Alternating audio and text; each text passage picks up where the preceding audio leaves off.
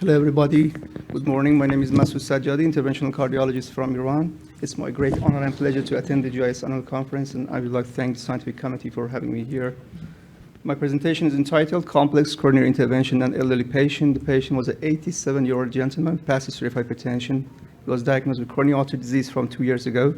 At that time, coronary angiography revealed severe treatment disease. The patient refused CABG. PSNRC was done by my colleague, and left coronary artery was non-vascularized. The patient underwent full medical therapy since then, and his symptoms worsened. 1 week prior to presentation, the ECG showed sinus-rhythm with inversion at anterior leads. Transthoracic echo demonstrated normal LVF with moderate functional MR, and lab tests revealed elevated cardiac troponin. The coronary angiography was conducted through the Rayleigh approach, and as you can see here, there was severe calcified distal left vein bifurcation, along with calcified LAD diagonal bifurcation, significant distal circulation, and mild RC-ISR. I was encountered with the patient, the high syntax score of 33 with intermediate surgical risk based on STS and URS scores, and according to the AHA guidelines, the patient with non-ST elevated ACS and multivessel disease in the presence of significant left main and high complexity CAD, CABG absolutely preferred over multivessel PCI.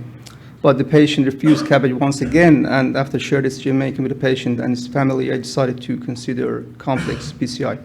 In terms of procedural strategy, I chose the femoral approach with 7 French XP guiding catheter due to excellent support. Given the normal tensive state and normal LVF, I didn't consider mechanical circulatory support. I selected IVUS as the imaging modality and considered intensive plaque modification due to severe coronary calcification. And in terms of planned PCI technique, I performed distal LAD and circ PCI, followed with decay crash for the distal left vein bifurcation.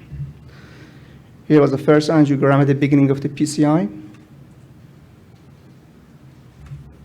So we have a European algorithm in patients with severe coronary calcification, evident on fluoroscopy, without any need for upfront IC imaging. Dedicated calcium modification is considered using either rota or IVL, and in the case of balloon uncrossable lesion, diffuse lesion lengths, or multiple lesions with varying vessel size, RA is preferred over IVL. So I started with rotablation from left main to LAD using BER 1.5 at the speed of 150 kRPM. It wasn't successful in the initial attempts, but at the fourth attempt, with a speed of 160 kRPM, the rotaBER 1.5 could ultimately cross the LAD lesion. However, I was faced with a slow flow phenomenon treated successfully with IZ for upon 3D microcatheter. So then I performed rotablation from left vein to circ, and it was successful on the first try.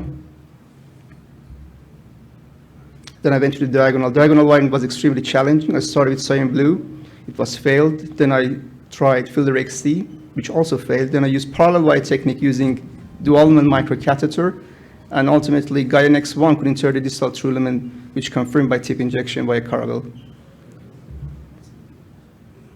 Then I did pre-dilation of LAD diagonal using NC 2.4 diagonal, NC 3.0 for mid and proximal portions of LAD. Then left main LAD diagonal pre-dilation was done using NC 3.5, and osteal pre-dilation was done using NC 2.5. Then I did IVUS. IVUS pullback from both left main, LAD to left main and circ to left main, demonstrated nice cracks at both LAD and circ.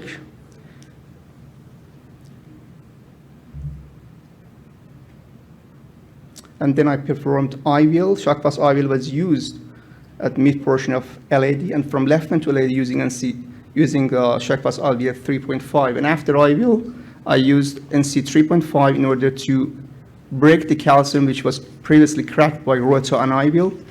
And NC balloon expansion at this stage was better looked compared to post-rota state, which highlights the importance of additional plaque modification offered by rotatripsy compared with rota alone.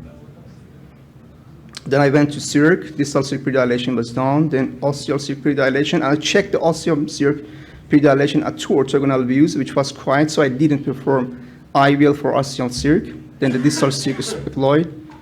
Then I returned to the diagonal. DEV-NC was done for diagonal, and post-DEV angiogram was satisfactory, although despite some dissections.